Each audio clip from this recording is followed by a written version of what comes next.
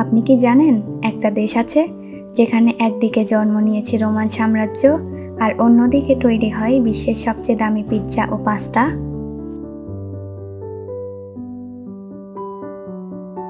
আজ আমরা যাব ইতালিতে।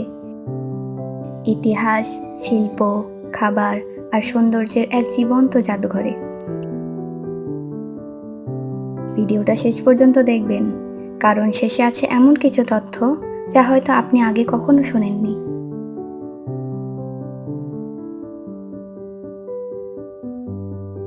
ইতালি অবস্থিত দক্ষিণ ইউরোপে।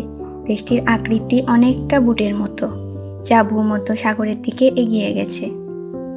এর প্রতিবেশী দেশগুলো হলো ফ্রান্স, সুইজারল্যান্ড, অস্ট্রিয়া ও স্লোভেনিয়া। ইতালির রাজধানী রোম, যাকে বলা হয় দ্য ইটারনাল সিটি অর্থাৎ চিরন্তন শহর।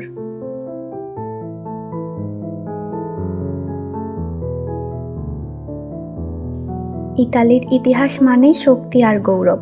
আজ থেকে প্রায় 2000 বছর আগে রোমান সাম্রাজ্য শাসন করত ইউরোপের একটা বড় অংশ।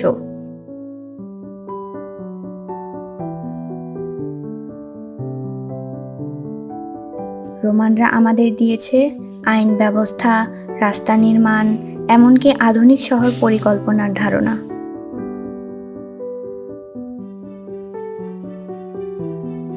আজও রোম শহরে দাঁড়িয়ে আছে কলোসাম, যেখানে একসময় গ্ল্যাডিয়েটররা জীবন মৃত্যুর লড়াই করত।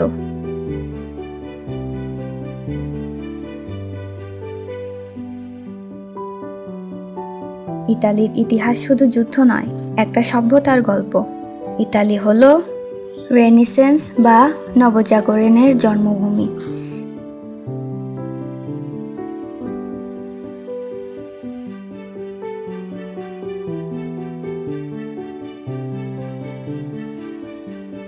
এই দেশে জন্ম নিয়েছেন Leonardo da Vinci, Michelangelo, রাফালের মতো কিংবদন্তিদের।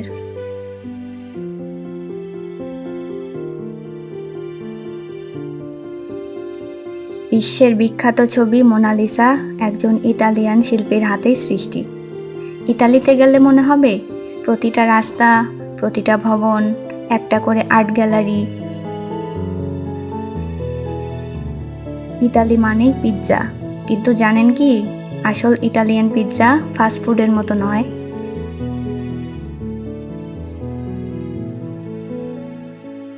এখানের পিৎজা হলো একটা সংস্কৃতি। পাস্তা, লাসানিয়া, রিসোট্টো, প্রতিটা খাবারের পেছনে আছে শত বছরের ঐতিহ্য। ইতালিয়ানরা বিশ্বাস করে ভালো খাবার মানেই ভালো জীবন। ইতালিতে একদিকে আছে ভেনিসের পানি শহর, অন্যদিকে রয়েছে আলপস পাহাড়ের বরফ ঢাকা সৌন্দর্য। ফ্লোরেন্স, যা শিল্পের শহর। মিলান, যা ফ্যাশনের রাজধানী। ভেনিস, প্রেম আর রহস্যের শহর। আর দক্ষিণে আছে সুন্দর সমুদ্র সৈকত আর রঙিন গ্রামগুলো। একটা দেশে যেন অনেকগুলো দেশ। সবকিছুই কিন্তু নিখুঁত নয়।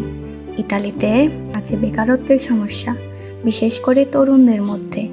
কিছু এলাকার মাফিয়া সংস্কৃতির প্রভাব আজও পুরোপুরি শেষ হয়নি, কিন্তু তবুও ইতালি নিজের ঐতিহ্য আর সংস্কৃতি বাঁচিয়ে রেখেছে সাহসের সাথে। আপনি কি কখনো ইতালি যেতে চান? কমেন্টে জানাতে ভুলবেন না। ভিডিওটি ভালো লাগলে অবশ্যই লাইক দিন, আর আরও এমন দেশভিত্তিক গল্প পেতে চ্যানেলটি সাবস্ক্রাইব করুন। ধন্যবাদ।